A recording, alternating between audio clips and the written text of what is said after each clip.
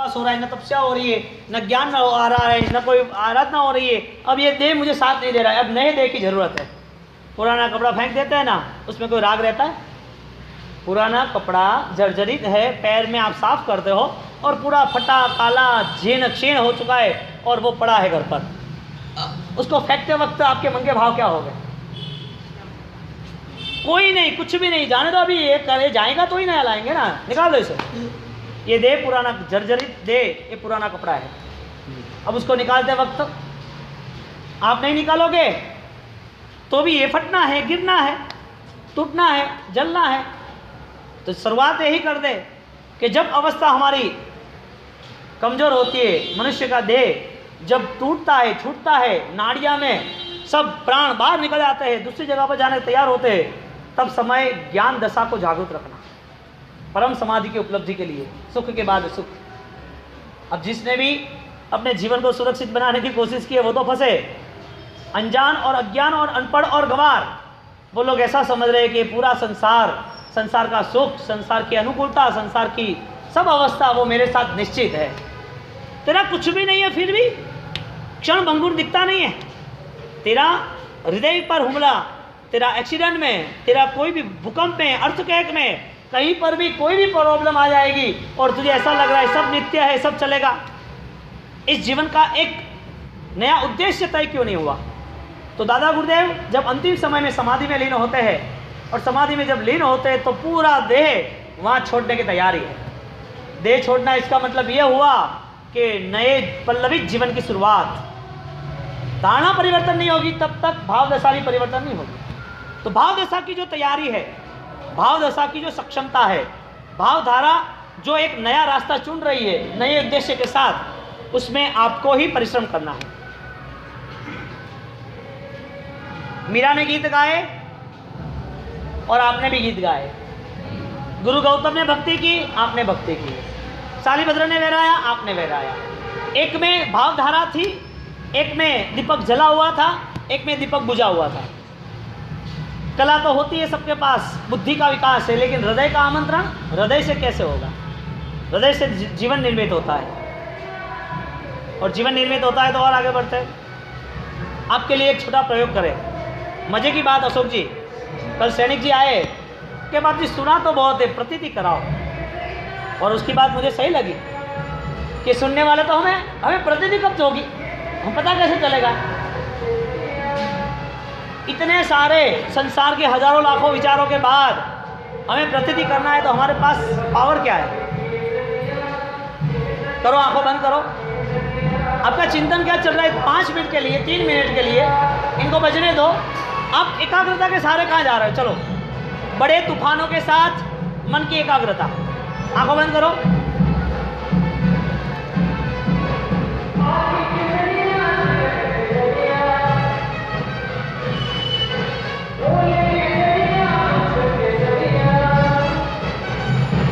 गहरी श्वास लेना,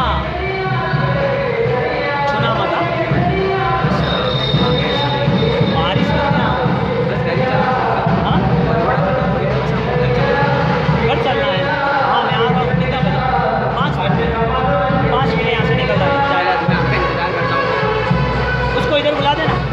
हाँ मैं उसके साथ ही चलूँ, मजा आ जाएगा। अगर तू चल, चल छोड़ दो उसको। आ गया।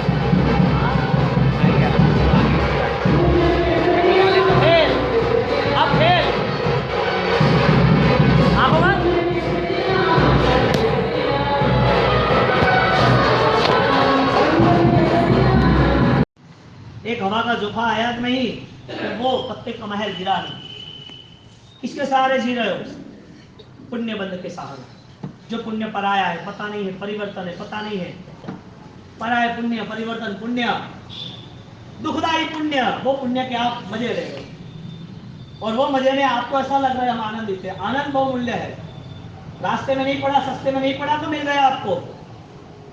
उस मूल्यवान को पाने के लिए आपको परिवर्तन का एक नया सूट छेड़ना पड़ेगा। हमको जलना नहीं है, हमको घर जलाना नहीं है, हम परिवार से बिछड़ना नहीं है, परिवार को छोड़ना नहीं है, लेकिन हम परिवार के करीब रह रहे कि परिवार को अपने करीब नहीं रखते। हम पैसे के करीब रह रहे कि पैसे को अपने करीब नहीं रखते। हम घर महल बंगले उसके करीब रह रहे, उसके करीब मुझे नहीं रहे। वो रह सकते हैं करीब, मुझे करीब नहीं रखना है। उसे रहना है तो रहने दो, मुझे उसकी आवश्यकता नहीं है। मुझे उसकी आवश्यकता वहां तक है जब तक वो मुझे आराधना कराए। यदि वो पाप कराता है तो तिलांजलि सप्पम दिव्यम आज ही अभी आपका बेस्ट से बेस्ट पुण्य चल रहा है, जहां यहाँ कोई आतंकवादी नहीं खड़ा जो फायरिंग नहीं खड़ा, जो अफगान में ने, इजराइल ने, अरब कुवैत अमीरात, माँ रमजान में ही वही मुसलमान, वही व्यक्ति, वही सामने उसके छोटे बच्चे को नहीं देखा, वहां गन लेके खड़े हो जाते, हमने किया, ये जश्न मनाते जर्मनी। हम यूरोप में चल जाएंगे चारों और सबको मार डालेंगे। रात को यूरोप में पार्टियां हो रही है, सब लोग नाच गान कर रहे हैं, खुशियां मना रहे हैं, गाड़ी लेके चल गया, बॉम्ब लेके अंदर आ गया, मैं मरूंगा तुम्हें भी मार डालूंगा। आप बच्चे हो किसके लिए, वो तो सोचो। आपके बच्चे स्कूल में गए, वो आतंकवादी स्कूल में नहीं खड़े हैं, वो तो सोचो कि आपका भी कोई खुद वो आपकी भी लिए इंतजार कर रहा है, आप भी उनके लिए इंतजार कर रहे हो, लेकिन इसके पीछे वियोग का लेबल लगा हुआ है। ये आज तो कल बिछड़ने वाला है। आप चाहो ना बिछड़ने वाला हो तो एक काम करो, मोक्ष में साथ हो जाओ, सब मोक्ष में सब इकट्ठे हो जाओ, मजा आ जाएगा। हर दीपक में, हर दीपक है वो रोशनी जल जाएगी, हर दीपक, एक भी दीपक अंधेरा नहीं, सबकी रोशनी टमटमाएगी, सबका केवल ज्ञान, सबकी मस्ती। किसको चाहते हो आप? जो दुखदाई है उसे चाहते हो? जो दुखदाई है उसे चाहते हो? अरे एक बहुत बढ़िया गुरु महाराज ने सजाए बनाई है, आचार्य भगवान घनश्याम सुलेमान ने, बहुदेव मुनि की। उसे 12 साल तक दुख तो मिला, लेकिन 12 साल तक उसने वो तपस्या की, और वो तपस्या के छठ के पाने, छठ शिव कुमार के भाव में किए, वो जम्मू कुमार बने। और एक साथ में 500 चोर, 8 माँ बाप, 8 लड़कियां, सब एक साथ में 527 का बरगोड़ा, शोभा यात्रा, संयम जीवन। क्या विचार परिवर्तन आते हैं! ये विचार का परिवर्तन कितना काटे, कितना स्ट्रॉन्ग, कितना शीघ्र है, जो इस भाव को लेकर नए भाव तक उसकी यात्रा आगे निकलती है, और आगे के भाव में परमात्मा ने बताया हुआ प्रशस्त मार्ग मुक्ति के लिए वो सामने आता है। मुझे मोक्ष में जाना है, मुझे मुक्ति मिलने वाली है, वो तैयार हो जाते हैं। उसे संसार का आकर्षण कभी भी उसे परेशान नहीं करता है। ये है धर्म की परिभाषा, ये है जागना। धर्म क्रिया से आप जाग गए हो तो आप धन्यवाद है। बिना ज्ञान के, बिना विचार के, बिना गुरु के आप जाग गए तो धन्यवाद है, लेकिन ये संभव नहीं है। संभव तभी है जब आपका यहाँ पर मोह का क्षयक्षम, यानी कि आपके आकर्षण विकर्षण होते हैं, आपके आकर्षण के बाद आपको वो त्याग करने की इच्छा होती है। आपने जिसके प्रति जितना आकर्षण बनाया उतना ही आप छोड़ने में इतने मजबूत हो जाते हैं। देवगुरु धर्म का आकर्षण कभी छूटना चाहिए, और छूट भी गया तो समझ लेना वो धर्म में बेकार है। आपके पास तो ही रास्ते हैं, या तो देव और गुरु धर्म को कभी ना छोड़ो, या छोड़ देते हो तो वो कभी ना मिल पाएगा। छोटी मोटी घटना होती है 10-15 दिनों की, 1.5 महीने की, जिसमें आप देवगुरु धर्म के करीब आ जाते हो, वो उसका मूल्य नहीं है, क्योंकि आप सम्राट हो, आप बेताज बादशाह हो। थोड़े टाइम पर मिल गया ना, आपने माना कि मान लिया, सब धारणाएं भ्रमित। सम्राटों के लिए छोटे मोटे गहने नहीं होते। आपके पास बड़ी विरासत है, अपार धन, आपकी यात्रा, यानी कि आपकी राह देख रहा यात्रा, वो धन आपका ही है, लेकिन आपको पता नहीं। हमें यात्रा पे निकलना है सहयोग की, और सहयोग की यात्रा पे निकलने से पहली शर्त ये है, हम कितना बल त्याग का निर्मित कर सकते हैं। हमारे पास जो भी सामग्री है, जो भी भौतिकता है, जो भी हम चीज लेके जीवन व्यतीत कर रहे हैं, उसमें हम क्या क्या कर सकते हैं, क्या छोड़ सकते हैं। त्याग की परिभाषा में एक छोटी सी बात, एक सम्राट वो त्याग करने निकला, वो त्याग करता करता करता एक सन्यासी की झोपड़ी में निकल गया, यानी कि सन्यासी की झोपड़ी में पहुंच गया, और सन्यासी की झोपड़ी में पहुंच गया, फिर बोला कि स्वामी जी, आपने दिए उपदेश के सहारे मैंने बहुत लोगों को त्याग किया, बहुत लोगों को धन का त्याग किया, बहुत लोगों को धन दिया, मैंने त्याग किया, और इतना सारा त्याग हुआ, चारों ओर मेरी प्रशंसा हो गई, इससे और कोई नया धर्म हो तो बताओ। उसने सन्यासी को पूछा, सन्यासी ने एक चाटा मार दिया, भाग यहां से। अब सन्यासी और अब चाटा मार रहे हो? मैंने तेरे देह पर चाटा नहीं मारा है, तेरे विचारों पर चाटा मारा, क्योंकि मैं समझा नहीं आप क्या कहना चाहते हो। तूने जो अपार धनराशि त्याग की है ना, वो त्याग करने के बाद जो अहंकार आया ना, वो अहंकार का त्याग कर, फिर तो वापिस आना। जा त्याग कर क्या पहले और देख तेरे मन को ये त्याग के बाद मेरी भावना क्या होगी। ये बहुत छोटी सी बात थी। संयोग जो मिला है उसका उपयोग क्या है, सही योग क्या है, संयोग के बाद आपकी परिस्थिति क्या है। आप जांचो में आपके मन को यहाँ हम प्रेजेंटेशन करते हैं, आपके मन को यहाँ हम खड़ा करते हैं, आपका मन लेके हम चलते हैं। हमारे शालीभद्र के मन परिवर्तन नहीं होते तो ये हमें इतिहास नहीं मिलता। हमारे कुमारपाल महाराजा 55 साल तक जो मांसाहारी थे, जो शिवपंथी थे, जिनको ये जैन दर्शन के प्रति, जिनको सच्ची राह के प्रति यदि सद्भावना ना होती तो ये सब संयोग उनके लिए मारक थे, उनको डुबाने वाले थे, राजा महाराजा थे। लेकिन संयोग का उपयोग किया। मेरा देह यदि कल जलने वाला है, इससे पहले कर्म को जला दो। मैंने बहुत सारे पाप किए इस देह के लेकर, कोई लिमिट नहीं है, कोई बदबाद की नहीं है। यदि ये पाप हुए तो देह के पर ही हम अत्याचार करते हैं, क्योंकि इस देह को भी छुड़ाने लाना पड़ेगा, क्योंकि ये देह तो अभी मानेगा नहीं। बार बार इसको ये सब खाना पिलाना, नगलाना, धोलाना, ये दवा दारू ये सब कुछ देना पड़ता है। अभी इस देह का क्या किया जाए, कुछ नहीं। अंदर रही हुई आत्मा को बहुत परेशान किया, अब आत्मा को तैयार करते हैं। ले अब खाना ही नहीं देना, कर मिला। इस देह को खाना ही नहीं देना, आनंद है अनहारी पद की आराधना से, मजा आ गया। आत्मा के करीब आने की एक तैयारी हुई। खाना भोजन नहीं करता है व्यक्ति और विचारों में आहार संज्ञा का त्याग करता है तो वो आत्मा के करीब और हम उपासक बन जाते हैं। लग जा गले के फिर हंसी रात हो न हो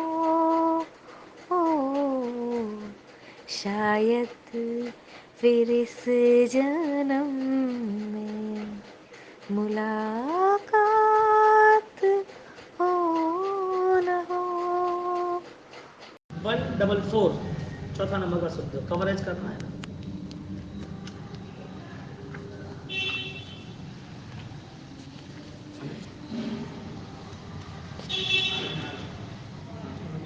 आना विराणा युग, हाँ क्या हुआ, आना विराणा आयुग अरे आणुग, अनुग शब्द है इसका। यहाँ पर 144 यहाँ पर बात बताइए। आना विराहणा अणुय अणुग अवग्र चिन्ह रखा है, तो शब्द क्या रखा है, आज्ञा विराधना अनुग। अब उसकी व्याख्या, आप्त उपदेश अनुपालन अनुसारी 50 सूत्र हरिभद्र सूरी महाराज का रेफरेंस है।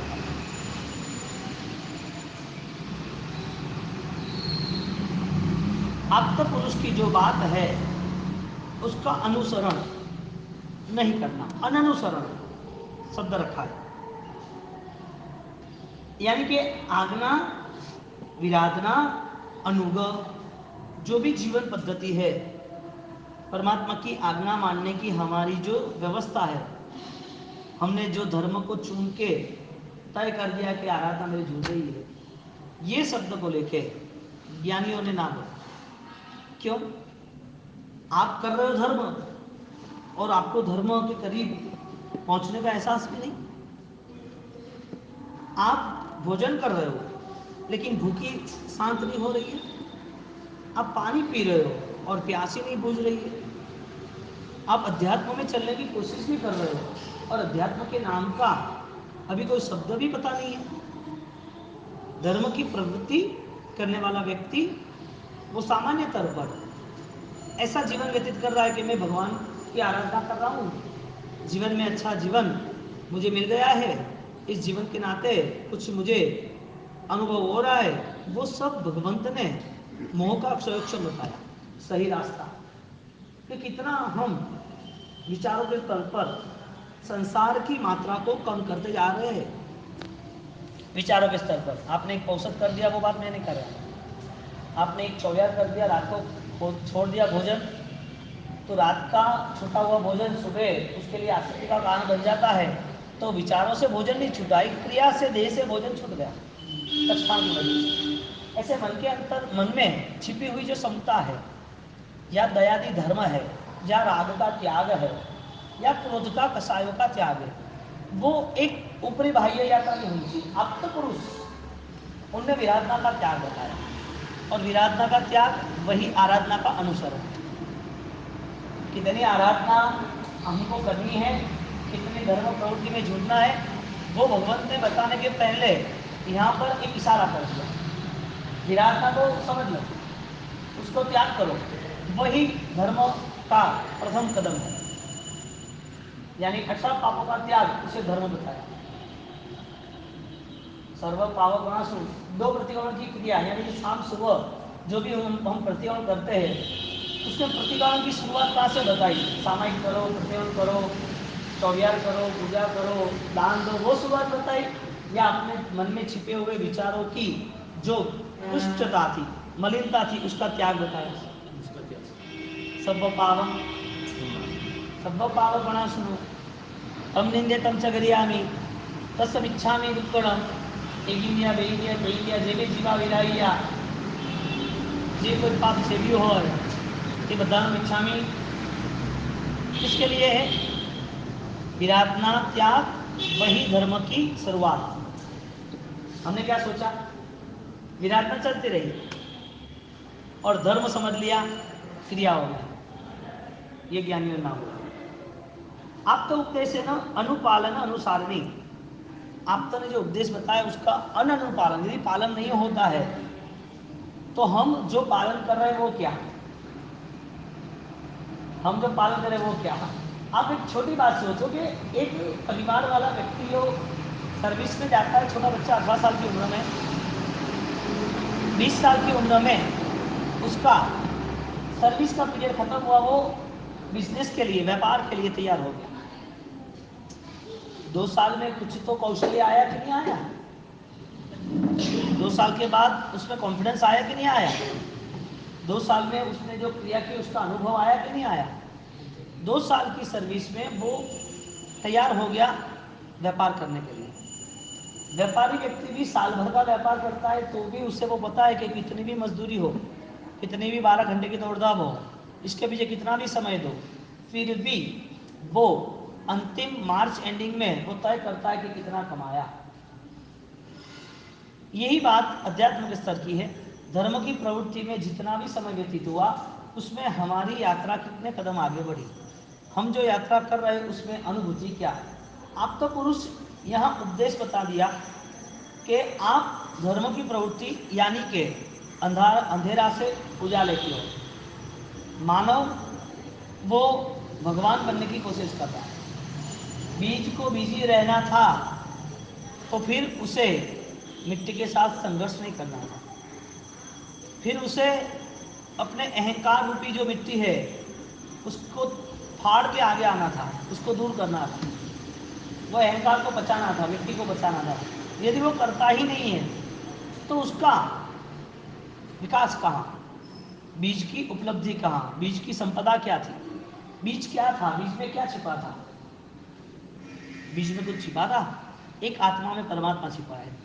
वो आराधना कर रहा है अंधेरा से उजाले की ओर, वो आराधना कर रहा है कसायों को त्याग की ओर, वो आराधना कर रहा है मानव बनूं, मानव बन के भगवान बनूं। ये विचारों के स्तर पर आ रहा है। आपके विचार आपको ही नहीं पहचान सकते तो धर्म को क्या पहचान सकते? आप कौन? हाँ, तो यहाँ पर अब तो पुरुषों के वचन में शब्द रखा है आना विराहना अनुग, आज्ञा विराधना अनुग, यानी कि धर्म प्रवृत्ति आज्ञा के साथ होनी आवश्यक है, और आज्ञा वो आपकी पहचान। सही है। आगे जाके 5वां शब्द 184।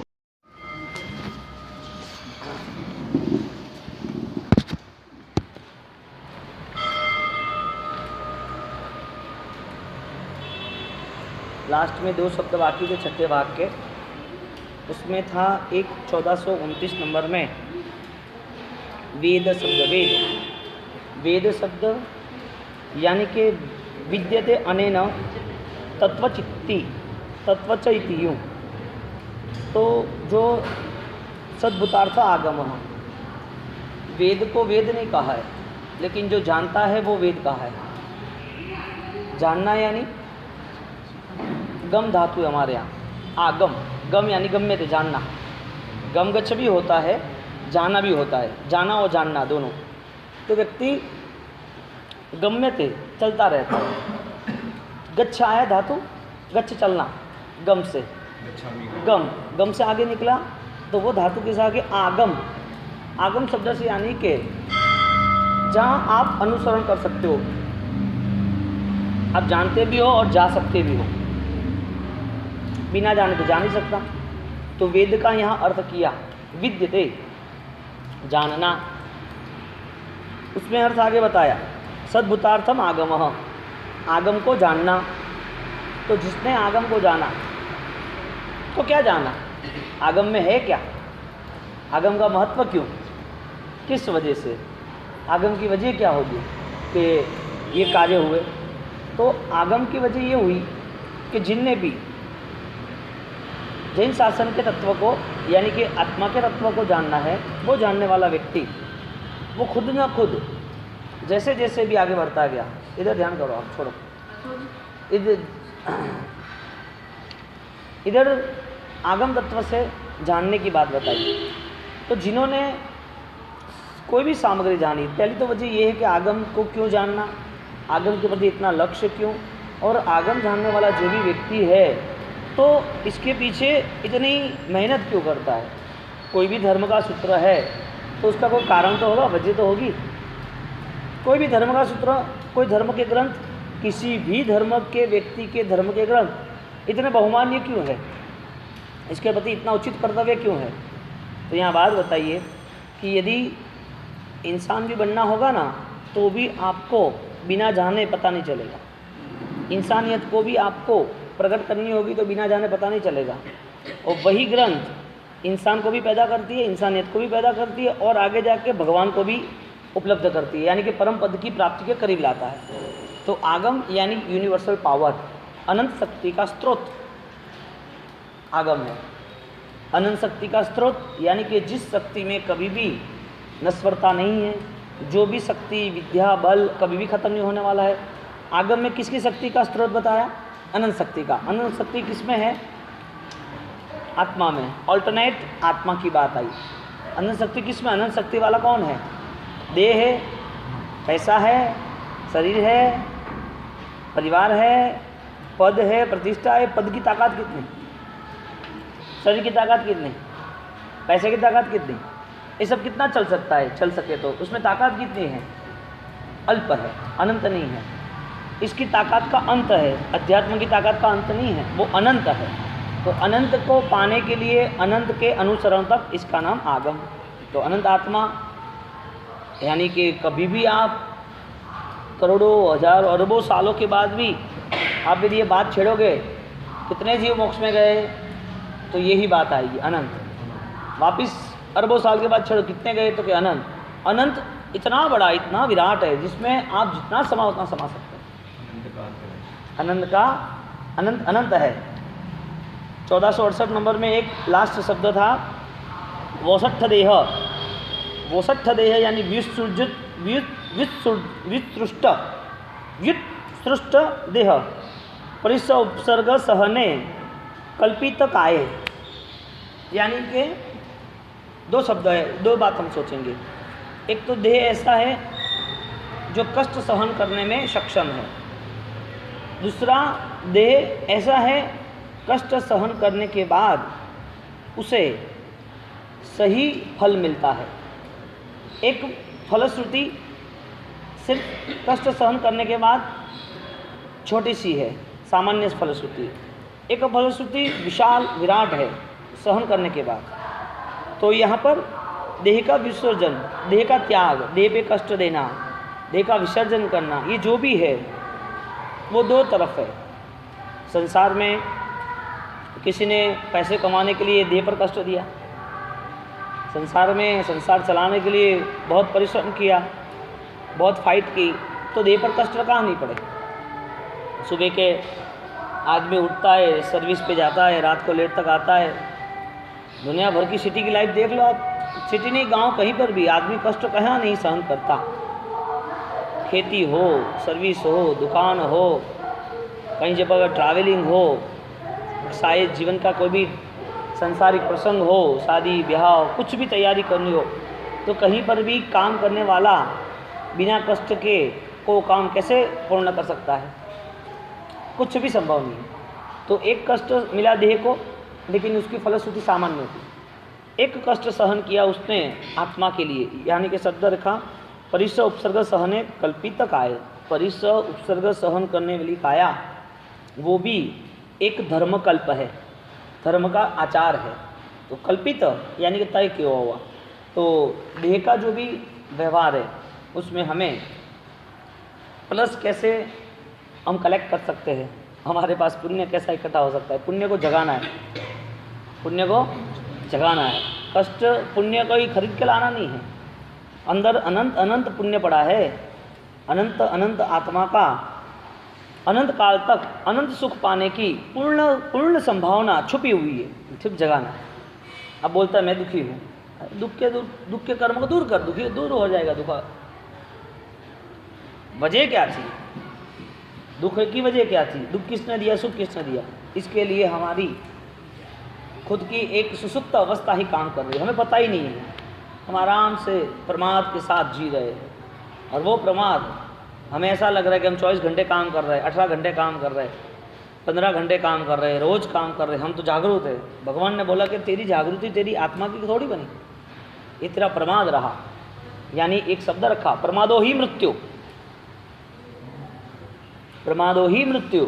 आदमी चाहे कितना भी काम करे, जो आत्म जागृति के लिए ना हो, उस आदमी का काम वो मृत्यु के करीब, वो मरा हुआ ही है। आचार्य का सूत्र है, प्रमादो ही मृत्यु। अब देखने जाए तो देह का कष्ट ज़्यादातर संसार के लिए होता है। खाना छोड़ देता है आदमी, बीमारी आती है तो, काम होता है तो, घूमने जाता है तो, परेशान होता है तो, टेंशन होता है तो, ये सब परिस्थिति में भोजन छोड़ देता है। हालांकि भोजन के बिना चलता नहीं।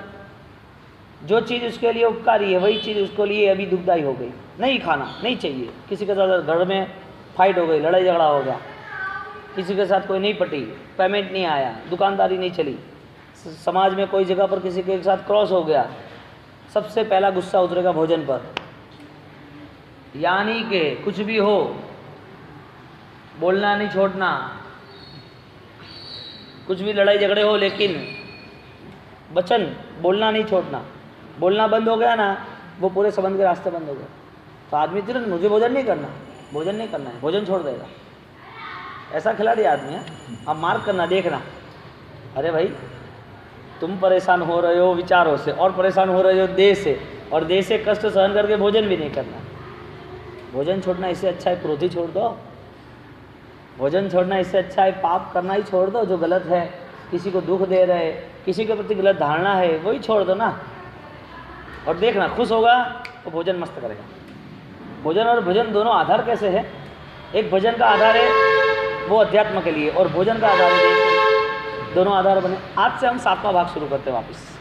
यहाँ पर 6ठे भाग के 21 शब्द, ऐसे 6 भाग हमारे यहाँ पूर्ण हुए।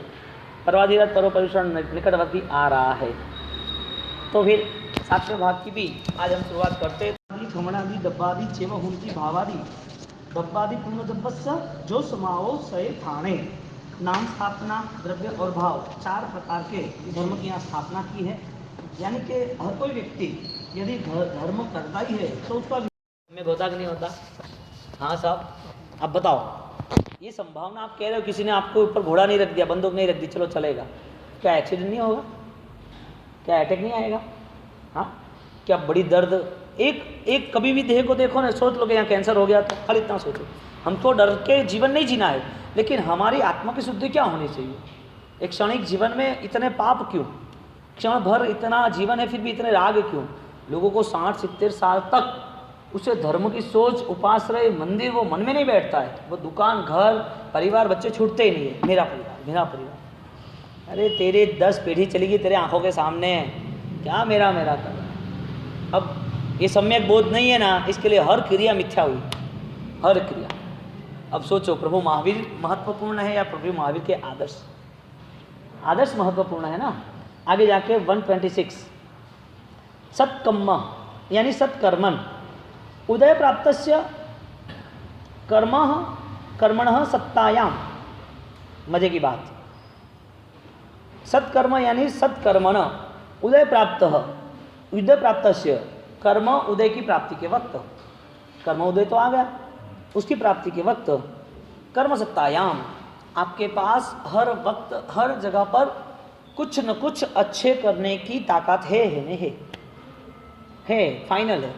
छोटा कुत्ता भी वफादारी रखता है कि नहीं रखता है, उसको मालिक की सुरक्षा करता है कि नहीं करता है। हाँ, एक चींटी भी दूसरा एक छोटी सी भी शक्कर का दाना खींच के लेके जा रही है, किसके लिए? उसके पास 2-4 और भी चींटियाँ हैं ना, 2-4 और भी चींटियाँ को बुला के आती है कि देखो यहाँ भोजन है, चलो। उसकी स्मेल से आती है, फिर भी वो लाइन कतार लग जाती है। तो ये कतार लगती है, वो आती है और वो खाती है, मैसेज भी देती है। छोटा सा चींटी का भी जीव है, लेकिन संज्ञा क्या है? खाने की संज्ञा है, लेकिन सबको लेकर चल रही है। कुत्ता है, वैचारिक स्रोत उसका कुछ भी नहीं है, वो इससे ज्ञानवान नहीं है, लेकिन उसका ज्ञान सतेज है, उसको पता है कि मुझे भोजन दिया, उसकी वफादारी करनी चाहिए। उदय प्राप्तस्य यानी सत्कर्म के लिए आपके पास क्या क्वालिटी है? हमें जो भी त्रियंज गति में है, जानवर है, उससे भी अच्छा हम कुछ कर सकते हैं। सुकृत के लिए हम क्या कर सकते हैं, कितना कर सकते हैं? तो जो कर्म के उदय में, कर्म के समय में हमने हमारा समय को अच्छी ढंग से मैनेजमेंट कर दिया, हमारे समय को हमने अच्छा ढांचा दे दिया, तो वो उदय का जो समय है, अभी जो वर्तमान हमारा है, वो नए उज्जवल भविष्य को ला के रखेगा। अब प्रभु महावीर के कॉन्सेप्ट बार बार सुकृत अनुबोधना का है, सभी जीवों के प्रति करुणा और प्रेम का है। तो ध्रुणा वो आत्महिंसा है, यानी कि सद्भाव की हिंसा, सम्यक विचारों की हिंसा है। तो जब जीवों के प्रति करुणा आएगी, पानी का जीव है, चींटी का जीव है, वो जीवों के प्रति करुणा वो सत्कार्य का मूल है, यानी कि मूल करुणा होगी, सब सत्कार्य होता रहेंगे। सत्कार्य कौन कराएगा?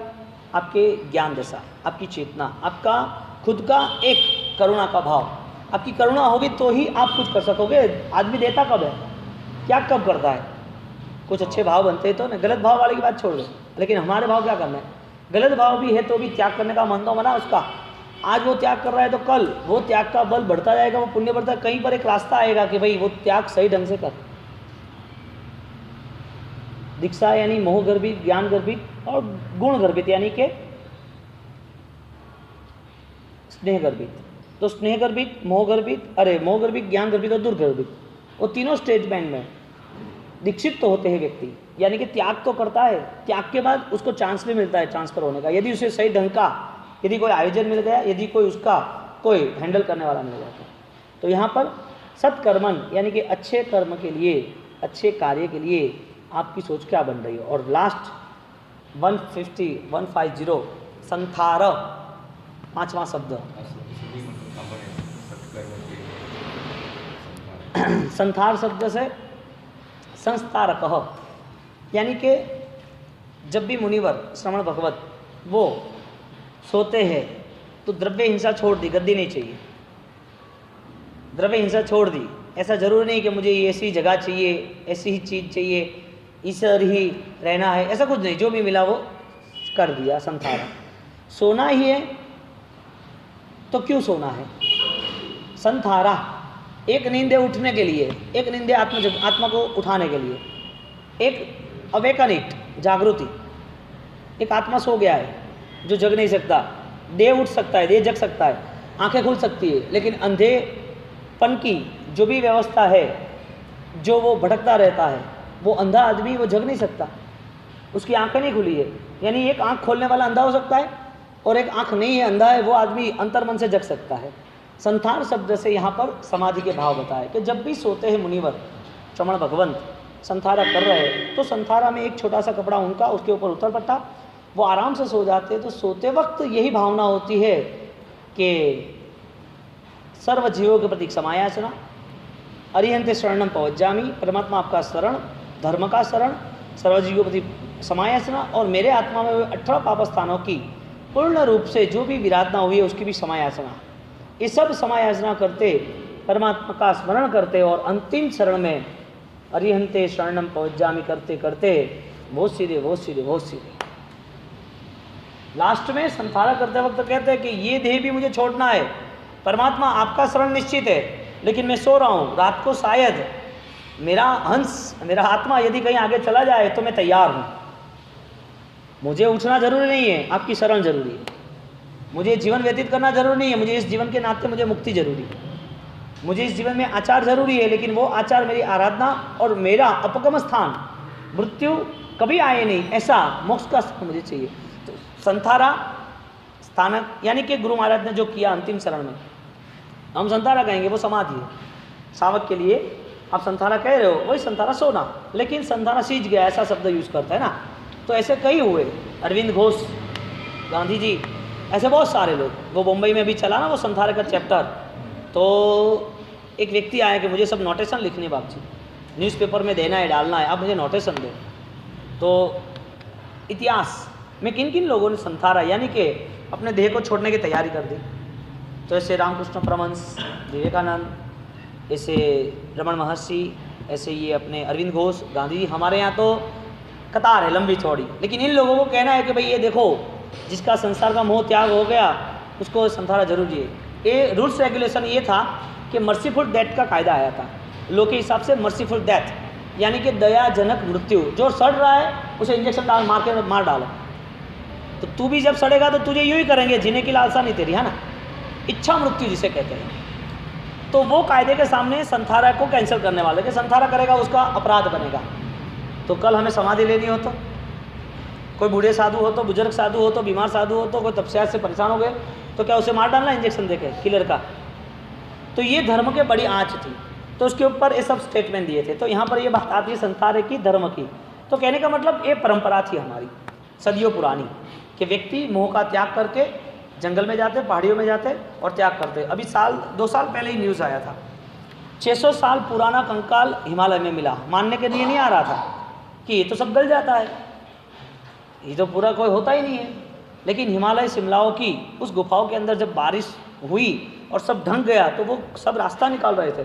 तो रास्ता निकालते वक्त वहाँ पर ऐसे ही पूरा कंकाल मिला, ऐसे ही।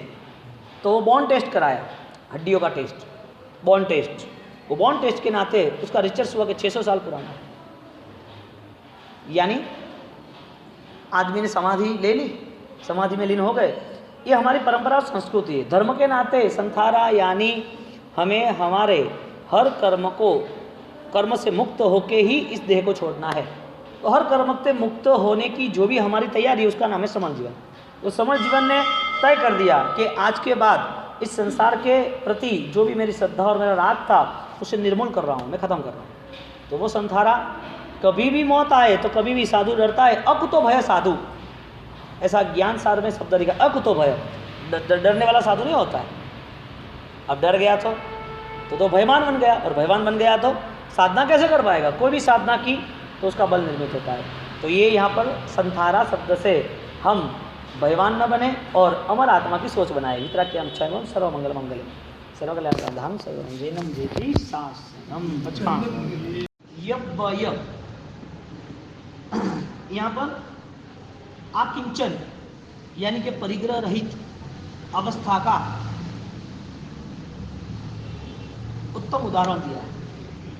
आकिंचन यानी कुछ भी जिसके पास है नहीं हो। तो एक भिखारी भी भिक्षा मांग रहा है और एक साधु भी भिक्षा मांग रहा है। भिक्षा की दोनों अवस्था है, भोजन मांगना, लेकिन यहाँ पर उनकी पूरी विचारधारा परिवर्तनशील है, देने वाले की और लेने वाले की। एक को कुछ मिलता नहीं है और वो मांगता रहता है, एक को बहुत कुछ मिलता है लेकिन मांगना है लेकिन रखना नहीं है, लालसा नहीं है। परिग्रह को यहाँ पर लालसा करें, परिग्रह को लालसा, आसक्ति। आदमी को यदि कोई भी ग्रह परेशान करता हो और उसकी कोई विधि करता हो तो सबसे बड़ा ग्रह कोई हो तो परिग्रह है। यानी कि उसके मन में जो इकट्ठे करने की जो भावना है, आसक्ति है, लालसा है, वो खत्म नहीं होती है, चाहे कितने ग्रह पहन ले, चाहे कितने ग्रहों की विधि कर ले। कहने का मतलब भगवंत ने ये मार्ग चुना। परिग्रह से सर्वस्य सर्वथा परिवर्जनम आकिंचन्यम व्रतम प्रोक्तम महर्षिभिः कांक्षी भी, महान महर्धि महारुद्धि को पाने की जो लालसा है वो बहुत तुच्छ चीज है। आपको पाना ही है तो संसार की महारुद्धि क्या पाना, अध्यात्म की महारुद्धि पाना ना। अध्यात्म की सच्चाइयों की, सत्य की जो रिद्धि है, जो संपदा है, जो सीमंताई है, वो आकांक्षा, आकांक्षी भी ऐसा शब्द लिखा है, उसे पाने की कोशिश करनी चाहिए। वापिस में कथा बोलता हूं, आकिंचनी यव्वय आकिंचन्य व्रत, पांच पंचम जो महाव्रत है, पांच महाव्रत, उसमें पंचम व्रत पांचवा व्रत है, उसमें व्याख्या बताइए। परिग्रहस्य सर्वस्य सर्वथा परिवर्जनम आकिंचन्यम व्रतम प्रोक्तम महर्दि भी दर्हित कांक्षी भी, सचित और अचित द्रव्य क्षेत्र और काल जो भी आप इकट्ठा करना चाहते हो, न विद्यते, वो रुकने वाला नहीं है, वो तो बहने का स्वभाव है। आपने मन बना लिया कि महक जितनी बगिया में ज्यादा है इतना अच्छा माहौल है, और महक बढ़ाते जाओ और बढ़ाते जाओ। क्यों? फूल की जो सुगंध है वो रुकने वाली है अच्छी, है आनंदित, लेकिन क्या वो रुकेगी? जितना परिग्रह बढ़ेगा, प्रारंभिक क्षेत्र में संसारी जीव को आनंद रहेगा, लेकिन उसका स्वभाव चंचल है, जाने का, यानी परिग्रह यानी आसक्ति, और दूसरा द्रव्य परिग्रह यानी कि ये धन धान्य वास्तु रूपण्य सुप्य दुप्य सोना चांदी, ये सब पैसा जवेरात हीरा सब कुछ लोभी लोगों को कंकण भी हीरे मोती लगते हैं। परिग्रहधारी आसक्तवान व्यक्ति भी वो मिट्टी को भी सोना समझ के मिट्टी का भी व्यापार करता है। क्यों? क्योंकि उसे ये पता है कि इसको पाने से ही मेरी सार्थकता है। यदि परिग्रह को पाना और सफलता पाना समझना, इससे बड़ा भ्रम कौन सा होगा? किसी चीज का स्वभाव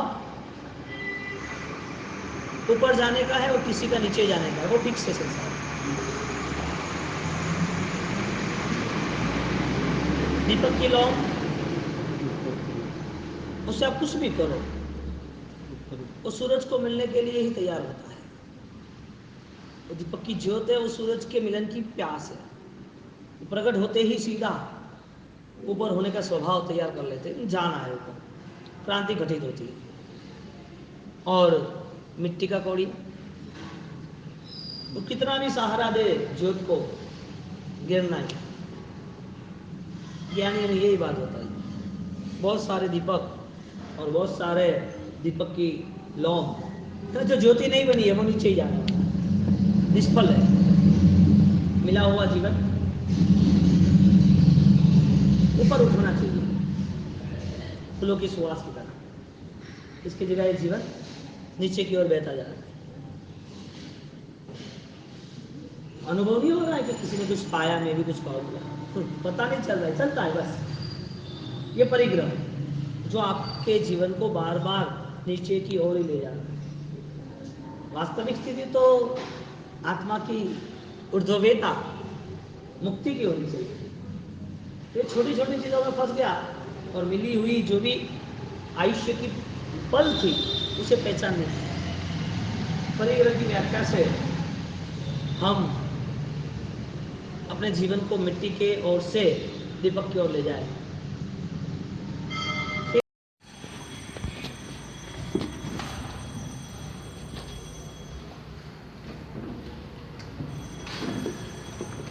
छठा पेज, उसमें चला संवर शब्द।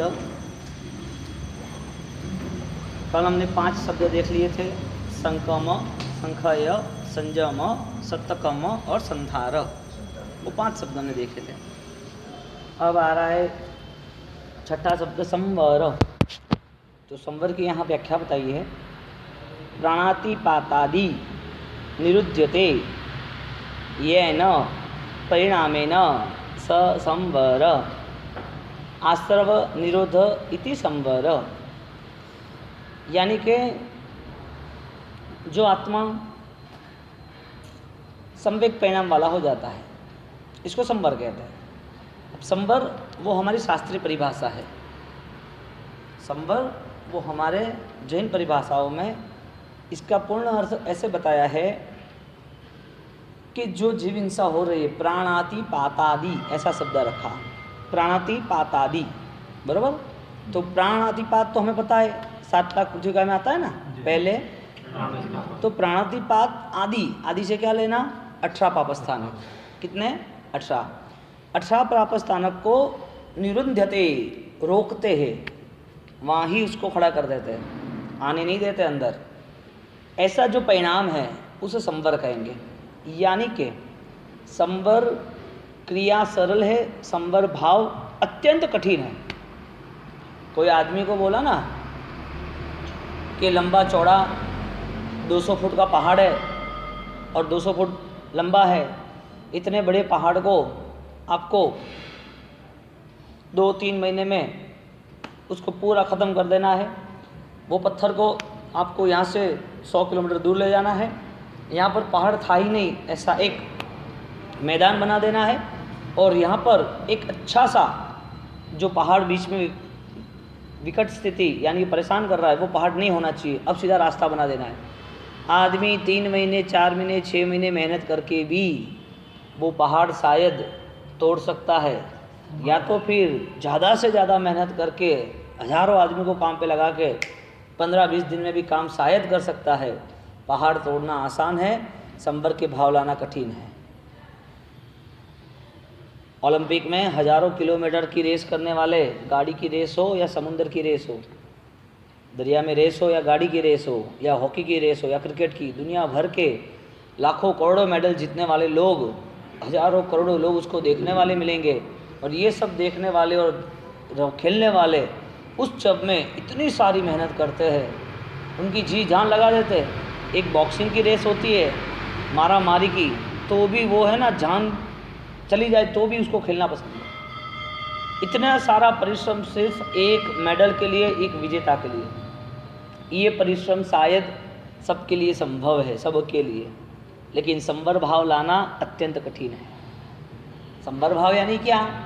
संवर क्रिया हो सकती है, यानी कि 18 पापस्थानों का त्याग करने के लिए हमारी तैयारी हो सकती है।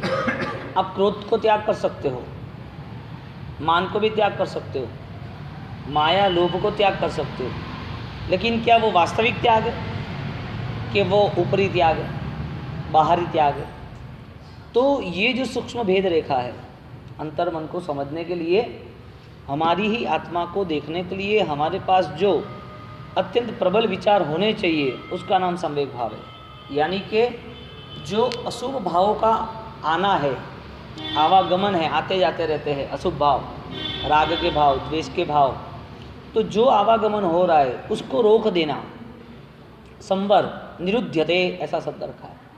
छोटी सी बात, लहू निकल रहा है बॉडी में से, कहीं कोई का एक्सीडेंट हो गया या कहीं कोई चाकू लग गया, तो सबसे पहला कर्तव्य क्या रहेगा? चाकू को खिसकाना, चाकू को फेंक देना, चाकू को काट देना, तोड़ देना, या लहू को रोकना? नुकसान किसने किया? चाकू ने किया ना। तो चाकू पे द्वेष होना चाहिए, लेकिन नहीं, समझदार आदमी चाकू को छूता भी नहीं। पहले क्या करता है? मेरा लहू नहीं जाना चाहिए, लहू चल गया तो परेशान हो जाएगा, तो लहू पहले कंट्रोल करता है ना। तो जहाँ पर हमारा कंट्रोल भाव होता है, जहाँ हम उसे रोक देते हैं, वो पूरे संवर भाव आए।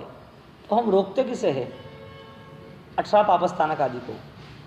प्राणातिपात यानी 18 पापस्थानक, जिनने मन से 18 पापस्थान का त्याग किया है, जिनने मन से भावों से 18 पापस्थानक नहीं करने की सोच बनाई है। हो रहा है वो देह का परिणाम है, हो रहा है वो देह का कर्तव्य है, देह उसमें रोल निभा रहा है, लेकिन नहीं करना है वो मन का कर्तव्य है। अब देह का कर्तव्य तो हर पल होता रहेगा, आप कहाँ बचोगे प्राणातिपात से, जीव हिंसा से? देह का कर्तव्य तो है बार बार, कैसे बचोगे आप? कहाँ जाओगे? कहीं ना कहीं कोई ना कोई अपवाद तो रहते। भगवान ने कहा कि क्रिया के दोष सामान्य हैं, शायद क्रिया से 18 पापस्थानक हो जाए तो शायद करने वाला नहीं है, इसके लिए शर्त है। जिसको 18 पापस्थानक नहीं करना है उसके लिए शर्त है कि शायद हो जाए तो इसका दोष 1% है, लेकिन मन संबंधी जो पाप है, मन संबंधी जो परिणाम है, मन संबंधी जो आश्रव है, संवर भाव नहीं है, उसका 99% माइनस है। क्योंकि देह ने जो वर्क किया वो मन ने तो नहीं किया। एक दिन देह भी गिर जाएगा तो मन के भाव तो आगे लेके जाएंगे। प्राणातिपात मन के विचारों के साथ उसने ऐसे ऐसे सूक्ष्म पाप को पाल के रखा है ना, जो उसके पास ही करीब ही रहता है, वो देख ही नहीं सकता। तो इतना परिश्रम यदि इसका हो सकता है, इसका क्रियाओं का परिश्रम का, इसका परिश्रम इतना सारा हो सकता है, किसका? क्रियाओं का, ओलंपिकों का, पहाड़ तोड़ने का, वो मेहनत देखी है ना, वो परिश्रम देह ने किया ना, मन ने ऑर्डर किया तो किया ना, दुनिया को जीतने के लिए करना किया ना, तो ये इतना सारा परिश्रम एक देह का है। वही परिश्रम देह का धर्म के नाम का है। धर्म के नाम का परिश्रम बहुत हो गया देह का। इस शरीर ने कितने कष्ट सहन किए धर्म के नाम पर, लेकिन संवर भाव की प्राप्ति आएगी या नहीं आई, वो किसको देखना? तो 18 पापस्थानक में हिंसा करना वो अलग बात है, हिंसा के भाव होना अलग बात है। हिंसा नहीं करना वो भाव अलग है, और हिंसा हो जाती है वो बात अलग है। अब कोई चीज़ आपको पसंद नहीं है लेकिन करनी पड़ती है, तो वो इतने सारे कर्म का बंधन नहीं करता है। आपके विचार पर ज़्यादा से ज़्यादा आधार है धर्म का। आपको बताओ, आप बीमार हो और बीमार होने के नाते इंजेक्शन जो लेना है आपको, वो क्या खुशी से ले रहे हो? सुई ले रहे हो, इंजेक्शन बोतल चढ़ा रहे हो, खुशी से ले रहे हो? नहीं ले रहे हो ना। क्यों? क्रिया क्या हो रही है? क्रिया हो रही है लेकिन आपकी मन नहीं है वहाँ पर। कितना सिंपल एग्जाम्पल है, आप क्रिया कर रहे हो लेकिन आपका मन नहीं है। ऐसे संसार में रहा हुआ व्यक्ति, उसकी क्रिया चल रही है लेकिन उसका मन नहीं है। यानी 18 पापस्थानक में रहने वाला व्यक्ति, प्राणातिपात आदि 18 पाप में रहने वाला व्यक्ति वो रह रहा है लेकिन उसकी भावना नहीं है, यानी कि उसका पूरा योग चल रहा है लेकिन मन के आधारित नहीं है। तो मन ने तय कर दिया अनुबंध, मन ने तय कर दिया आगे की बात कि मैं तय करता हूँ कि मुझे ये पसंद नहीं है, तो उसके साथ उसका योग कैसा? अब सोचो कि आपको कोई एक आतंकवादी ने पकड़ लिया, गुंडे ने पकड़ लिया और आपको जंजीर से बांध दिया और आपको बोलेगा मैं आपको कोई भी हिसाब से हर रोज के चाबुक लेके 100 बार हड्डर मारूंगा। आपका मन क्या रहेगा? इधर से खिसकू तो अच्छी बात है। जैसे हमको दुख होता है, यानी कि हमारे देह को दुख होता है और हम मुक्त होने की, वहाँ से स्वतंत्र होने की चिंता कर रहे हैं, ऐसे अन्य जीव भी है, वो भी सुख चाहते हैं जैसे हम सुख चाहते हैं ऐसे। तो उसको न दुख देना वो परिणाम, वो संकर भाव है। उस जीव को दुख नहीं देना है, और उस जीव को दुख न देने के नाते सबसे बड़ी उपलब्धि, हमें भी दुख नहीं मिलेगा। आपको सुख पाने के लिए कोई प्रयत्न नहीं करना था, सिर्फ दुख न देने की ही आपकी गुंजाइश होनी चाहिए। और बहुत ईजी है, बहुत ईजी है किसी को दुख न देना, सिर्फ आपकी सोच बदलनी है। वरना वही चीज़ आपकी मन क्रिया बहुत होगी धर्म की, लेकिन भाव नहीं आएंगे। जो कल हमने बताया व्याख्यान भाव दशा का दृष्टांत, वो भाव दशा की धारा होनी चाहिए। अब आपके पास है सब व्यवस्था है, आप सिंधा लूण खा सकते हो, कच्चा नमक नहीं खाना है तो, लेकिन आपकी सोच नहीं है। आपको फोकस ही मैनेजमेंट ही करना था। अब कच्चा पानी यूज़ ना करो तो पक्का उबाला हुआ पी सकते हो, वही पानी है ना, उतना यूज़ कर रहे हो ना, क्या फ़र्क पड़ा? आप खाना ही खाना है तो आप 2 दफे से 4 दफे से खा सकते हो, लेकिन इतना थोड़ा भी 10 चीज़ में खा लो, ये बाहरी क्रिया है। लेकिन अभ्यंतर में मन था कि मुझे होनेदरी भी करनी है, अभ्यंतर में वो मन था कि मुझे वो तप त्याग के नाते आसक्त रहित तो होना है। ये सब संवर भाव है, जीवन होगा नए विचारों के साथ। क्रिया तो वो कोई ये है 2, 5, 10, 15 साल पहले वही क्रिया की, खाने की, पीने की, कमाने की, परिवार की, संसार की, समाज की। क्रिया कहाँ बदली? क्रिया तो वो वही है, हमको बदलना है। हमारा कल नया होना चाहिए, नए सूरज की तरह हर वक्त। तो वो भाव दशा उसे सत्य कहेंगे। वो विचार की सुरक्षा, विचार का सही संचालन, वही धर्म आराधना कहेंगे। अब व्यक्ति हार गया तो सबसे अपने विचारों से हार, और सबसे बड़ी दुविधा, न तो कोई पढ़ाई की सोच, न कोई सम्यक ज्ञान की सोच। आपका यहाँ पर ज्ञान का एक अपन पौना घंटा 1 घंटा जो भी हम बैठते हैं, उसके बाद हमारा कोई पुरुषार्थ भी नहीं रहता। ज्ञान के लिए हम तैयार भी नहीं होते हैं। हमने ज्ञान के लिए कोई मेहनत की होती तो हमें मिलता ना। ज्ञान के लिए हमारे पास कोई पुरुषार्थ नहीं है। सम्यक ज्ञान के लिए सम्यक ज्ञान का पुरुषार्थ होता तो सोचो कितना प्रयोजन था। आप 1-1.5 महीने से सुन रहे हो सब कुछ और आपके भावों में परिवर्तन आ रहा है, ऐसा आप कह रहे हो। मैं कह रहा हूँ कि ये भाव के परिवर्तन इस उम्र में लाने थे कि इसके पहले शुरुआत होनी थी। आप ये कहोगे कि गुरुदेव आप नहीं मिले, आपसे बात नहीं हुई, ये बात हमें पता ही नहीं था, हमने राजन को सुना नहीं, पढ़ा ही नहीं था। मैं कहता हूँ ये बात भी महत्वपूर्ण नहीं है। महत्वपूर्ण बात ये थी कि आपकी खोज क्यों शुरू नहीं हुई थी। ये समझ लो, चातुर्मासी नहीं होता तो फिर क्या होता। यही यात्रा चलती आपकी। यानी आपने जो संयोग बताया वो संयोग की खोज के लिए पुरुषार्थ किया था। संयोग सही बात है, लेकिन पुरुषार्थ का अभाव था, वो भी सही बात है ना। आज पुरुषार्थ रहता तो आप इतने गुरु भगवान के सहयोग में, इतने गुरु भगवान के सहयोग में इतने अनुष्ठान हो रहे, इतनी आराधना हो रही है, तो हम ये गुरु महाराज की सत्य बातों के करीब क्यों ना आए। राय कोसो हमारी जान है, हमारी जान है। पहले चातुर्मास में राय कोस पर आधारित व्याख्यान शुरू किया, इतना आनंद आया, इतना आनंद आया, इतना पागल बन गया इसके पीछे, लोगों को मिलना बंद कर दिया। मुझे लिखना है बस। गुरु महाराज ने राजन कोस लिखा, मुझे भी लिखना है, वही चीज़ कॉपीराइट। मैं देखता हूँ कि उनके जो भाव थे वो भाव में हमें क्या भाव बढ़ेंगे, उस भाव में हम कितने आगे निकल जाएंगे। तो राजन कोस लिखना शुरू किया धीरे धीरे। कैसे पता है, वो कागज शाही, सुखी शाही, वो तिक्का, वो कलम और ऐसे, और लिखना शुरू किया धीरे धीरे धीरे। 1-2 पेज लिखे, अब इसका बहुमान पता चला। 2 पेज के बाद आंखों के साथ लिखना, ये करना वो करना, एक लाइन सही ढंग से लिख जाए संस्कृत की, और फिर पता चले कि हाँ सही है, करेक्शन करते हैं, वापिस दूसरी लाइन, तीसरी लाइन, एक पूरा 10 लाइन लगते लगते हमारा आधा घंटा चला गया। आधा घंटा मेरा चला गया और लिखता रहा, सामने रख दिया साइड पर, और साइड में रखा। तब मैंने कल्पना की कि 1.25 करोड़ पेज कैसे होगी। बहुमान भाव कब आएगा ये महाज्ञानियों के पीछे। हमने तो किताब देख ली, ये शब्द देख लिए, हमको कॉपी करनी है। मैंने कॉन्सेप्ट बनाया, कॉपी करते तो क्या होता है। फिर बात सोची, बिना कॉपी के कैसे किया होगा। कितने महाज्ञानी गुरु महाराज, और उस गुरु महाराज की इस परंपरा में हमें ये ज्ञान मिला, तो हम इतने अपरिचित क्यों रहे।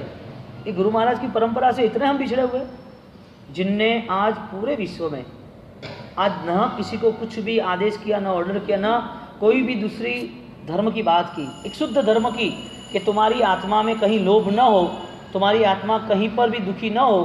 तो मिथ्यात्व के नाते कहीं पर भी सम्यक आराधना करते हुए आप कहीं भी देवी देवताओं को झुकने की बात मत करना। सम्यक आराधना करना, नमो लोहे सब साहुणा। और वो सम्यक आराधना के नाते वो इतनी आराधना की तो उनके लिए देव हाजिर हो गए। वो लोग आम सामने खड़े थे। मेरे किसने बताया वो अभी कि गुरुदेव वहाँ जा रहे थे और वो साथ के पीछे घूम रहे थे, उनके साथ साधक थे। तो गुरुदेव फंसो कि गुरुदेव आप ये क्या कर रहे हो क्या। तो कि मैं यति परंपरा में था, तो मैंने जो भी यति परंपरा में ये सब जो हो रहा था, तो देवी देवता सब वो आमंत्रित होते, आ जाते आह्वान के हिसाब से, तो चलता रहता। तो आगे पीछे घूमते, अभी मुझे उसकी कोई ज़रूरत नहीं है। तो वो लोग कहते मुझे सेवा का लाभ तो दो। वो दिखते नहीं है। गुरु महाराज कहते जा, ऐसे इशारा करते। साथ में रहे शावक के क्या कर रहे गुरुदेव कि ये लोग पीछे पड़े, मुझे इशारा दो। मुझे आपकी ज़रूरत ही नहीं है, अब क्या इशारा करेगा। मुझे कोई देवी देवता की जरूरत, मैं संसार से मुक्ति चाहना चाहता हूँ। आप मुक्ति नहीं पाए हो, आप संसारी हो, आप देवलोक में हो, कर्म के बंधन से युक्त हो, आपके अविरति में। अब अविरति होने के बावजूद मैं आपसे क्या काम करा रहा हूँ, मुझे क्या चाहिए। निष्पृहता जायते मुनि चक्रणोपि अधिकम दुखम। जो था चक्रवर्ती के पास, वो पूरा संसार छोड़ दिया, सर्वोत्कृष्ट पुण्य वाला संसार। अब मैं यहाँ आके आपके लिए क्या याचना करूँगा। और कर्म का उदय तो प्रभु महावीर ने भी सहन किया। तो कर्म के उदय से दुख आएगा, तो उसमें आपकी सहायता क्या है। बोलो समकीति बनना भी कठिन है, देश विरुद्ध धर्म तो बात दूर रही। समकीति बनना, मेरे परमात्मा के धर्म के अलावा, देवगुरु धर्म के अलावा मुझे कुछ नहीं चाहिए। ये चाहिए, लालसा थी, इसके लिए वहाँ पर गए ना। डिमांड कहाँ है। जहाँ कुछ अधूरा है वहाँ डिमांड है। और डिमांड किसके साथ है। देखो दुनिया पूरी तीर्थंकर का धर्म है, वो लोगों को पता ही नहीं चलता। और चारों ओर हमारे भगवान, हमारी ये राग द्वेष से मुक्त कब हो गया, शुद्ध धर्म की चेतना कब प्राप्त होगी। अनंत अनंत संसार खत्म हो गया हमारा, अनंत संसार कोई बाकी नहीं रहा। शायद हम साधु भी बन गए होंगे, शायद समसम में भी बैठे होंगे। ये सब मिलने के बाद भी हमारी शुद्ध चेतना का आविष्कार जो होना चाहिए, जिसे हम संवर भाव कहेंगे, वो संवर भाव हमें मिले ही नहीं। यहाँ पर मुक्ति के लिए, सत्य के लिए हमें वो पुरुषार्थ करना आवश्यक है। आगे सप्तभंगी 315 315 नंबर का पेज, सप्तभंगी का ये शब्द, सप्तभिः प्रकारैः वचन विन्यासे, वापस बोल रहा हूँ, सप्तभिः प्रकारैः वचन विन्यासे। यहाँ पर अपेक्षा भेद यानी कि विजनल पावर, दृष्टिकोण, उसकी यहाँ बात कर रहे हैं। सप्तभंगी यानी दृष्टिकोण, विजनल पावर। आपके पास क्या विजन है, आप कैसे ग्रहण कर सकते हो। सप्तभंगी एक विभागीकरण है। विभागीकरण इसके लिए है कि आप कहीं पर भी राग द्वेष न करो। इसके लिए एक छोटा सा दृष्टांत, इधर जमीन पर 6, इंग्लिश में 6 लिखा है और सामने आप 2 ग्रुप खड़े हो, सत्य कौन, 6 वाला या 9 वाला? सत्य बोलना, सत्य कौन, सत्य बोलना कैसे? कितनी छोटी सिंपल बात है। आदमी लड़ता झगड़ता रहता है, हम सच्चे है, तुमने गलत किया, तूने इसको ये नहीं करना चाहिए, ये संसार खड़ा हो गया। सप्तभंगी थी कर्मबंध 9 इसके लिए। तुम्हारे फैमिली में कोई भी संकलेश से वजह क्या है, ज्ञान नहीं है इसके लिए। बहू ने ऐसा क्यों किया, बच्चे ने ऐसा क्यों किया, ये ऐसा क्यों रखा, ये संकलेश वाला मन वो ज्ञान को नहीं पा सका। अब आपको इतना छोटा सा भी एग्जाम्पल 6 का पता चल जाता है कि 6 भी है और 9 भी है, 0 नहीं है, वो सबको पता है। तो फैमिली में किसी का क्या व्यवहार, किसी के जीवन में क्या व्यवहार वो पता नहीं, लेकिन हम किसी के नेगेटिव पॉइंट पकड़ लेते हैं। वो उसकी वो जान है, हम उसको गलत क्यों कहें। हमें हमारी यदि अध्यात्म की सोचे तो हमें गलत नहीं कहना है। सप्तभंगी यानी विजनल पावर, दृष्टिकोण यानी सापेक्ष भाव। तो जितने भी धर्म के द्वंद्व हुए, जितने भी विवाद हुए, जितने भी इस दुनिया में धर्म के नाम पर जीत पाने की कोशिश की है, वो सब फेल, जिसे एकांत दृष्टि यानी कि अंधापन कहते हैं। विजन में पावर नहीं है, अंधा आदमी। अब अंधे को तुम कोई भी चीज बोलो तो वो स्वीकारेगा। आनंद गंजी महाराज ने अंधो अंध पुलाए ऐसा शब्द रखा है। दिव्य चरण करी मार्ग जो उतारे, क्या बोला, बोलो, चरम नयने करी मार्ग जो उतार, दिव्य नयन से विचार। आंखों से वो मार्ग देख सकता है, पैदल चल सकता है, नीचे गिर नहीं सकता, खड्डे नहीं पड़ सकता, लेकिन विचार का अंध तो हर वक्त वो गिरा हुआ है। चलता है तो भी गिरने वाला है, चलने की कोशिश करता है लेकिन गिरने के लिए, तो वो गिरा हुआ है। तो जो विचारों से अंध है उसे एकांत कहेंगे, विचारों का अंध है उसे मिथ्यात्व कहेंगे। यानी कि आपने किसी का विरोध किया तो वो फंसा, आपने किसी को हराने की कोशिश की तो खुद ही हारा। तो सप्तभंगी वो आपकी आत्मा की स्वतंत्रता को और विचारों को शांत करता है। आपकी अपेक्षा से अब किसको क्या कह रहे हो, क्या है। कोई भी किसी भी धर्म का यदि विरोध किया तो वो आदमी गया। अब कोई विरोध कर रहा है, राजन समाज का कितना विरोध करो आप, लो करो जितना करना है इतना। क्या हुआ, कमी हुई कुछ? हमें पता नहीं, ऐसे ऐसे लोग गुरु मंदिर बना रहे, ऐसे ऐसे लोग इनके पीछे पागल है। वो आगे हमने प्रतिष्ठा पुणे से की, पुणे से प्रतिष्ठा हुई, दूसरे दिन जाना था 35 किलोमीटर, पर वो पीछे पड़ गया। बस आप अब कभी आने वाले नहीं इस तरफ, मुंबई आओ, मेरे मंदिर की प्रतिष्ठा होना चाहिए। ठीक है, मिल के गया था मुंबई, तो एक बार मुझे मिला था, फिर मैंने मुंबई मिला, फिर पुणे आए, बाबजी का आना हुआ, बाबजी साउथ में गए, स्वास्थ्य अनुकूल नहीं था, रिटर्न तुरंत हुए। तो तुरंत रिटर्न होने के बाद वहाँ पर ये सोचा कि कैसे क्या गोल सेट करना है, तो तुरंत ही उसने खुद ने 3 घर, लेकिन आसपास के दूसरे 50-100 किलोमीटर गांव के 300 मेंबर, गुरु सातम की भव्य उजवनी करनी, उत्सव मनाना। मैंने गुरु महाराज को पूछा ये कौन है, कौन से गांव से? बाबू को मुझे पता नहीं है, वरना गुरु महाराज को कोई पता नहीं होता सब बनता। पूरे इंडिया में गुरु महाराज अपना समाज के कोई व्यक्ति को न पहचान ऐसा नहीं है, हर किसी को, बच्चे छोटे मोटे सबका एक वहीवट सब पता है। इतने मेमोरी सार पे अभी भी